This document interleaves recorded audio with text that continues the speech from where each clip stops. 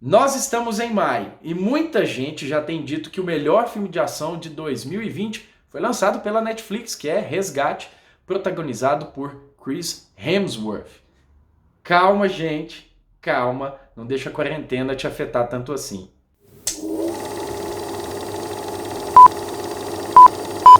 Olá, olá, seja muito bem-vindo, seja muito bem-vinda, esse é o Cinefilia. Bom, o Resgate tem aquele tipo de roteiro muito bem construído para justificar a ação. Nesse caso, o Chris Hemsworth é um mercenário contratado por um gangster, um bandido da Índia, para resgatar o filho dele. O filho dele foi sequestrado por outro bandido, outro gangster lá de Bangladesh. E os dois primeiros atos desse filme são muito intensos. Realmente tem uma ação muito boa. Apesar de começar com um clichêzão, mas vamos lá. A ação é bem pensada, é muito bem bolada. Só que aí a gente tem o terceiro ato. E infelizmente esse terceiro ato é insosso e repetitivo. Mas calma. O filme começa com um baita clichê, não tem como dizer que não. Na verdade, dois clichês. O primeiro deles é um flash forward em que a gente vê o protagonista numa situação muito difícil. Ele está no meio de um tiroteio, em cima de uma ponte. Quer dizer, você cria tensão em relação ao futuro desse protagonista.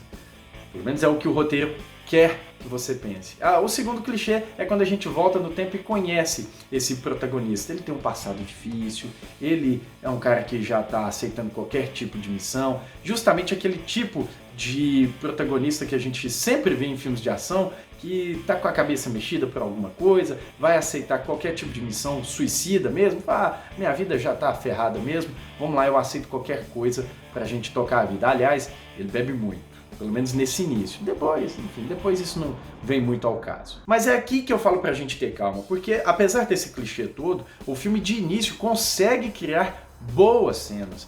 O Sam Hargrave, que é o diretor do filme, faz jus ao passado dele de dublê. Ele foi dublê, por exemplo, em Vingadores Ultimato, em Capitão América Guerra Civil, enfim. Ele estava naquele time. Por quê? Por exemplo, na cena do cativeiro, em que o jovem está, o Chris Hemsworth invade aquele local e a gente consegue entender toda a geografia da cena e a pancadaria é quase 100% honesta. Só não é 100% porque sempre que ele é surpreendido é alguém que tá, por exemplo, com uma arma branca. Ninguém, quando o surpreende, está usando uma arma de fogo, enfim. Mas isso é detalhe, convenção das cenas de ação que a gente conhece. E aí a gente chega até o plano sequência já famoso do filme. Aliás, um plano sequência que vai desde a pancadaria na mão até uma correria com carro e chegamos até mesmo... Enfim, tem que assistir, porque o diretor ele criou esses momentos, criou mais de 10 minutos em que a ação é muito intensa. A gente consegue acreditar em tudo que acontece ali e é bacana que, por exemplo, nesse jogo de câmera, nesse plano de sequência de mais de 10 minutos, ele muda o protagonismo da cena, ele muda a ambientação da cena diversas vezes, seja dentro de um carro, seja fora de um carro, seja dentro de um prédio, seja no meio da rua, uma briga no meio da população. É muito bacana a cena. Essa cena, quando ela termina, você tá cansado. Exatamente como quem participa dela.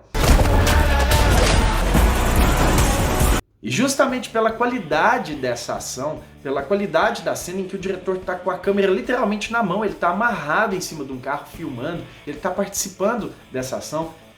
E por causa de toda essa intensidade é que a gente se frustra tanto com o último ato do filme. A gente tem uma calmaria em que o longa dá aquela virada, isso é sempre importante, um momento de calmaria em que a gente se aproxima do personagem e a gente ainda tem uma participação muito bacana do David Harbour nessa cena. Ele tá no filme, David Harbour de Stranger Things, que fez o último Hellboy, enfim, ele tem essa participação muito bacana, isso é ressaltado bem no filme.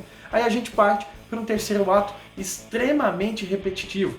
É um terceiro ato em que o que se vê é apenas muito tiroteio e muita gente morta. É tipo um Comando para Matar. Você lembra o Comando para Matar de 1985 com Arnold Schwarzenegger? Muito bem. É tipo o Comando para Matar, só que sem criatividade e, obviamente, sem aquela testosterona toda que o filme de 85 demonstrava. Kid is a walking corpse, and there's no way to protect him. Bullet in his brain. eu somo tudo isso ao fato de que o longa não tem um vilão muito bom, ele é apenas desses vilões muito calmos, de fala mansa, que aparenta ser muito malvadão, mas que aqui não faz nada, sinceramente. Fora o drama no final, uma cena dramática no final, muito rasa, que realmente não convence. E aí a gente tem um filme que poderia ser uma mistura de John Wick com o John Matrix, o John Matrix lá do Comando para Matar de 85. A gente tem um filme que poderia ser tudo isso, mas que é desperdiçado. Aliás, que tem uma ótima cena desperdiçada dentro de um filme mais ou menos. Ah, e ainda tem uma cena final com um ganchinho para uma possível continuação que, sinceramente... Bom, tá aí então a crítica de Resgate, mais uma crítica aqui no Cinefilia. O que você achou? Você gostou do filme? Você discorda de mim? Comenta aqui, fala o que você achou. Eu também quero bater um papo contigo sobre cinema, é o que eu sempre digo. Então, se inscreve, valeu, até!